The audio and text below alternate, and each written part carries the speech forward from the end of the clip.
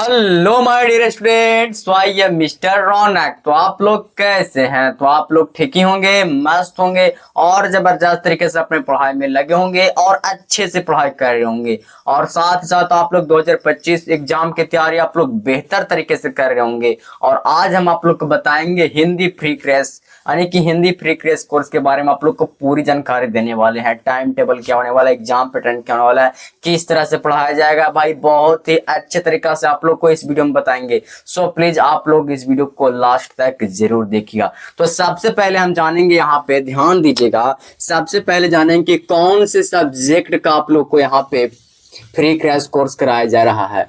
तो देखिए यहाँ पे सब्जेक्ट होने वाला है आप लोग को हिंदी। तो हिंदी का सुनिएगा ध्यान से आप लोग, ठीक है।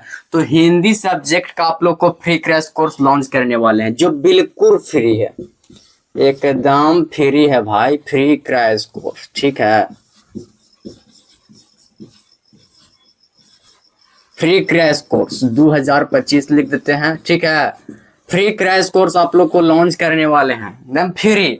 इसके बारे में आप लोग को बताएंगे कि टाइम टेबल क्या होने वाला है भाई, टाइम टेबल क्या होगा, ठीक है। और दूसरा नंबर में हम बात करेंगे कि एग्जाम पैटर्न क्या होने वाला है, एग्जाम पैटर्न क्या होने वाला है। तो सबसे पहले टाइम टेबल, टाइम टेबल बहुत ज्यादा जरूरी है, क्योंकि टाइम टेबल यानी कि वीडियो कब अपलोड होगा इसके बारे में आप लोग को जानकारी रहेगा, तभी देखिए आप लोग। तो टाइम टेबल आप लोग को बताएंगे यहाँ पे, और आप लोग को बताएंगे कि एग्जाम पैटर्न क्या होने वाला है। तो आप लोग को पता होगा कि एग्जाम पैटर्न कैसे होता है भाई। तो एक होता है ऑब्जेक्टिव, एक ऑब्जेक्टिव क्वेश्चन रहता है, और दूसरा क्या है तो सब्जेक्टिव क्वेश्चन है। समझिएगा ध्यान से, एग्जाम पैटर्न क्या रहता है। तो एक रहता है ऑब्जेक्टिव क्वेश्चन, एक रहता है सब्जेक्टिव क्वेश्चन। जिसमें ऑब्जेक्टिव क्वेश्चन आप लोग को 100 पूछता है, 100 क्वेश्चन रहता है, जिसमें से आप लोग को 50 क्वेश्चन को बनाना रहता है। कितने क्वेश्चन को? 50 क्वेश्चन को आप लोग को बनाना रहता है, ठीक है। तो पहले ऑब्जेक्टिव के बारे में पूरी तरीके से बात करेंगे हम, ठीक है। तो सुनिए ध्यान से, सबसे पहले ऑब्जेक्टिव। अब ऑब्जेक्टिव क्या है भाई, तो इसके बारे में क्या क्या कहां से प्रश्न कैसे पूछ जाएगा इसके बारे में बात करेंगे, कि ग्रामर से कितना पूछेगा, फिर बुक से कितना पूछेगा, आप लोग को ट्रिक से बताएंगे सब। सुनिएगा ध्यान से, पहले ऑब्जेक्टिव की बात करते हैं, ठीक है। क्या बात करते हैं? ऑब्जेक्टिव के। तो ऑब्जेक्टिव ऑब्जेक्टिव दो बुक से पूछेगा। पहला तो बुक से पूछेगा भाई, पहला तो बुक से पूछेगा, और दूसरा क्या तो दूसरा ग्रामर यानी कि व्याकरण से पूछेगा। कैसे पूछेगा? ग्रामर यानी कि व्याकरण से, ठीक है। तो पहला क्या है बुक से और दूसरा ग्रामर से। तो सुनिएगा, बुक से लगभग आप लोग को 40 से 45 क्वेश्चन पूछेगा, 40 से 45 क्वेश्चन पूछेगा। और व्याकरण की बात करें तो व्याकरण आप लोग को ज्यादा 60 या 55 क्वेश्चन आप लोग को पूछने वाला है, ठीक है। आप लोगों को सबसे पहले यहाँ पे क्या बताएं कि जो एग्जाम पैटर्न है ना, वो दो तरीका से पूछता है। कैसे? तो एक होता है ऑब्जेक्टिव और एक होता है सब्जेक्टिव। तो सबसे पहले ऑब्जेक्टिव के बारे में बात करेंगे। तो जो ऑब्जेक्टिव वाला होता ना है, वो दो तरह के माने कि दो बुक से क्वेश्चन को पूछता है। एक बुक वाला जो दिगंत भाग 2 है उससे पूछेगा, और एक ग्रामर यानी कि व्याकरण से पूछेगा क्वेश्चन।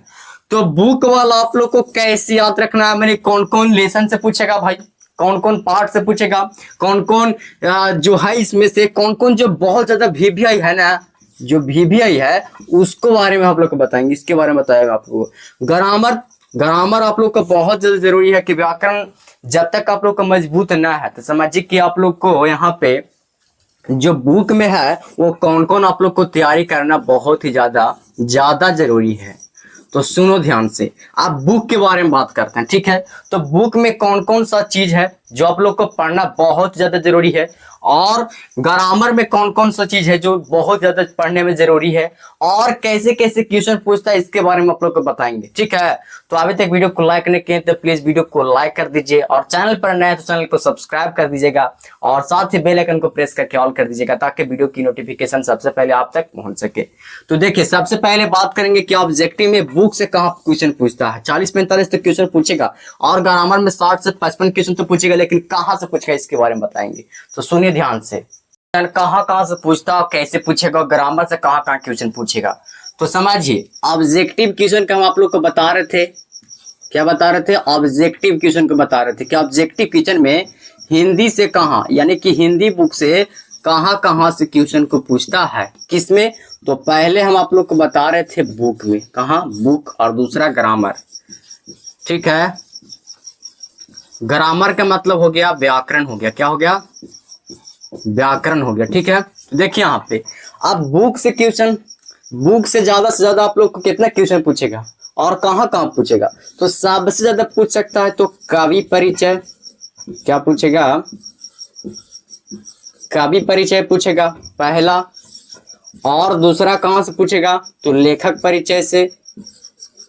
बहुत ज्यादा क्वेश्चन पूछेगा, कहाँ कहाँ से पूछेगा, तो पहला हो गया कवि परिचय और दूसरा हो गया लेखक परिचय। ये बहुत ज्यादा क्वेश्चन पूछेगा। अगर बुक से मान के चलिए तो सबसे पहले सब ऑब्जेक्टिव क्वेश्चन पूछता है, वो कितना पूछता है, 100 क्वेश्चन पूछता है, और जिसमें से आप लोग को बनाना कितना रहता है, 50 क्वेश्चन बना रहता है। कितना बनाना रहता है, 50 क्वेश्चन बना रहता है ना। अब देखिए यहाँ पे कैसे कैसे बनाएंगे, तो सुनिएगा ध्यान से। बुक से हम आप लोग को 30 क्वेश्चन, बुक से 30 क्वेश्चन रखते हैं कि 30 मार्क्स आप लोग को बुक से आ जाएगा। ठीक है, और व्याकरण से हम 20 मार्क्स रखते हैं। कितना मार्क्स, 20 मार्क्स। ठीक है, 20 मार्क्स हम रखते हैं कि ग्रामर से और लेखक के परिचय से, इतना से यानी कि बुक से 30 मार्क्स पूछ सकता है। तो 30 और 20 कितना हो गया, 30 और प्लस में 20 कितना हो गया, 50 हो गया, यानी कि 50 हो गया इधर, 50 ऑब्जेक्टिव क्लियर हो गया। अब कहाँ से पूछेगा से भी बात करेंगे यहाँ। ठीक है, तो आप लोग को समझ में आ गया होगा।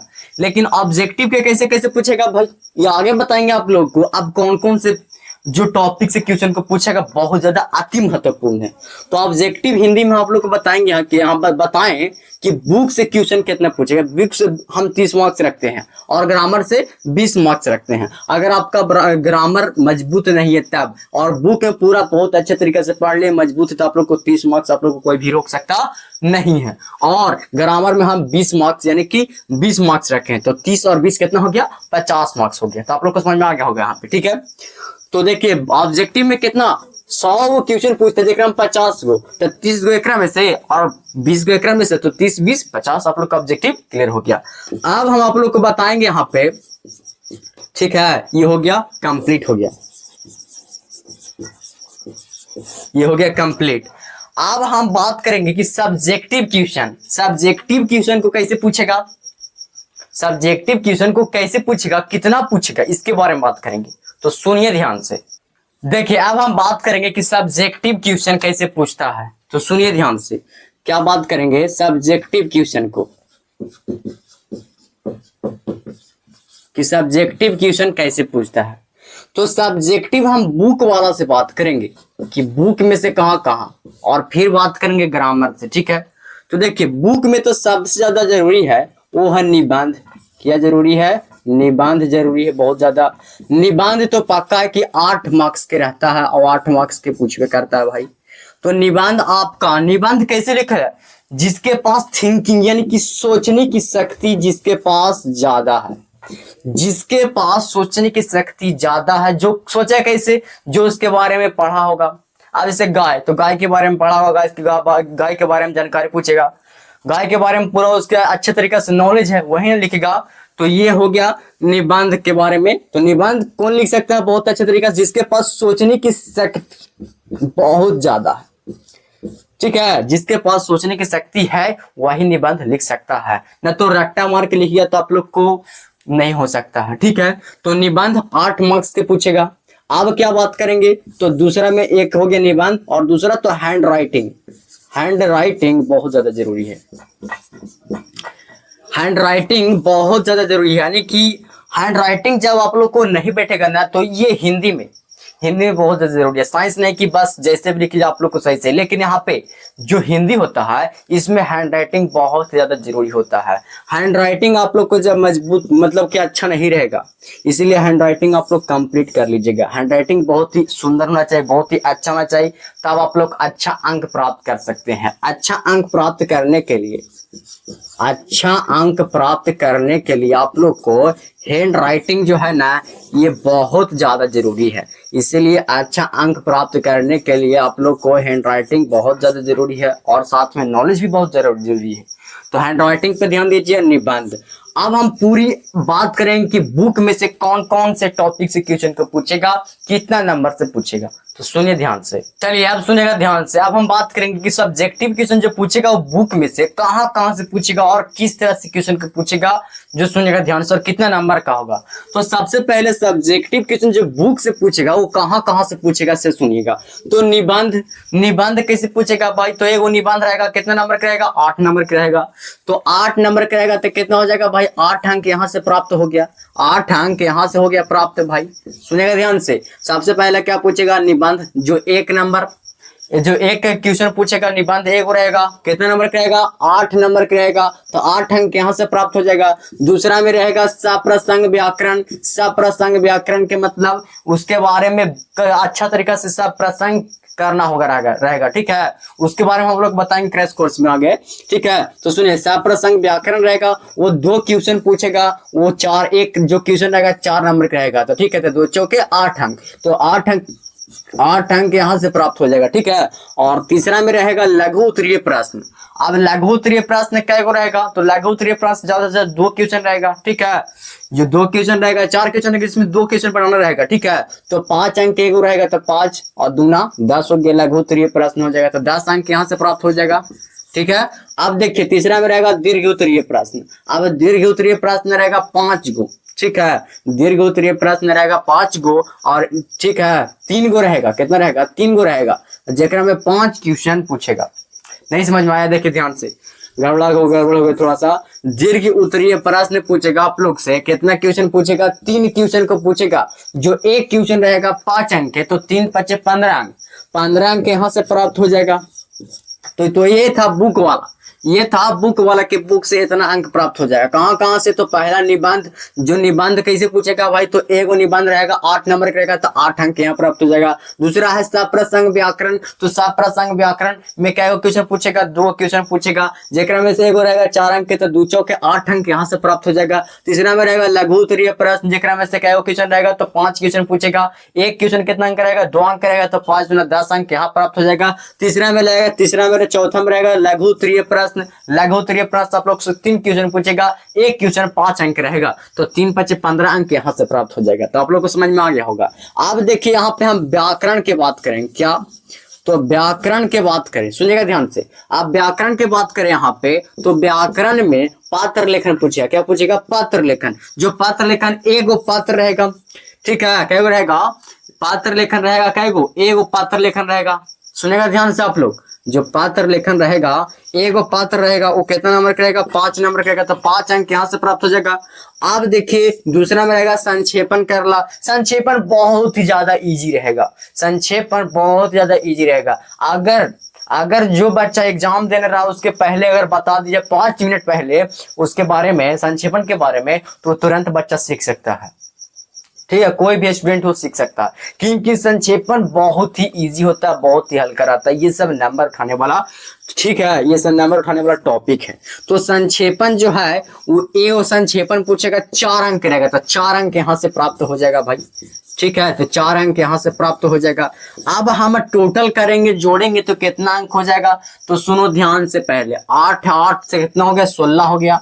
8 और 8 16 हो गया, और 16 और 4 20 हो गया, 20 और 10 30 हो गया, और 30 और 5 35, और 35 और 5 कितना हो गया? 35 और 15 कितना हो गया?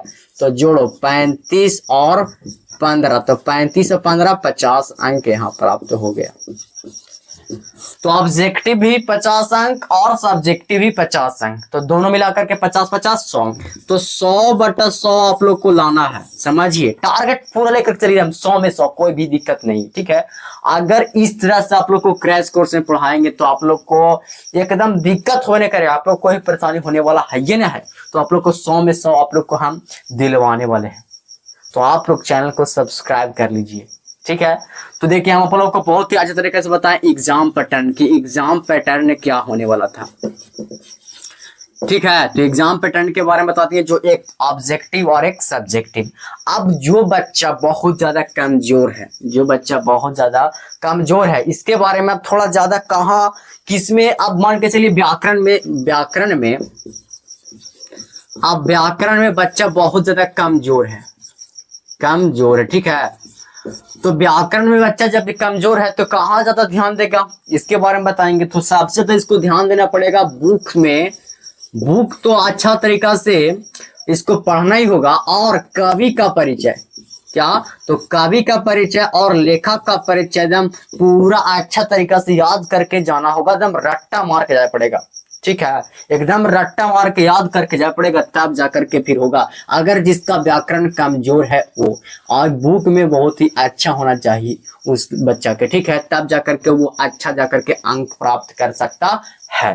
तो आप लोग को समझ में आ गया होगा। आप बताते हैं कि टाइम टेबल क्या होने वाला है, टाइम टेबल क्या होने वाला है, ठीक है। तो टाइम टेबल सुनो ध्यान से। अब टाइम टेबल क्या होगा, क्रैश कोर्स आप लोग को डेली क्लास चलेगा, टाइम टेबल होगा, वो कैसे होगा भाई, तो टाइम टेबल आप लोग को होगा रोज, यानी कि डेली क्लास चलेगा। और जो डेली क्लास मिलेगा वो रिकॉर्डेड क्लास मिलेगा आप लोग को, ठीक है। रिकॉर्डेड कैसा मिलेगा, रिकॉर्डेड क्लास आप लोग को मिलेगा। कब अपलोड होगा इसके बारे में बता देते हैं। तो कब अपलोड कर दे यहाँ पे, तो सुबह में, कब, तो सुबह में कितना बजे, 9 AM, सुबह में 9 AM आप लोग को रोज, यानी कि डेली अपलोड हो जाएगा वीडियो, ठीक है। तो डेली अपलोड क्या बजे होगा, 9 AM में आप लोग को डेली अपलोड वीडियो हो जाएगा, ठीक है। बड़ा सवाल है क्या स्टार्ट कब होगा, तो आप लोग को 20 नवंबर को यहाँ पे, आज तो लॉन्च कर दे रहे हैं, आज है 18 तारीख, ठीक है, 18 नवंबर 2024। तो ये लॉन्चिंग डेट है, ठीक है। ये क्या है, ये लॉन्चिंग डेट है। आज स्टार्ट कब से होगा, तो 20 नवंबर 2024 को स्टार्ट हो जाएगा, और डेली क्लास चलेगा आप लोग को, ठीक है। तो डेली क्लास कब चलेगा, 20 नवंबर को, ठीक है। और समय सुबह 9 बजे AM से वीडियो अपलोड हो जाएगा। करेंगे कि PDF कहाँ मिलेगा भाई, तो PDF आप लोग को टेलीग्राम चैनल पर मिलेगा। कहाँ मिलेगा, टेलीग्राम चैनल पर आप लोग को फ्री में मिल जाएगा PDF। फ्री PDF रहेगा आप लोग को, फ्री क्रैश कोर्स, तो फ्री PDF मिलना तो सुनिश्चित है भाई। तो PDF आप लोग को कहाँ मिलेगा, टेलीग्राम चैनल पर। टेलीग्राम चैनल का नाम क्या है, तो मिस्टर सौरभ सर नाम है, क्या है, मिस्टर सौरभ सर।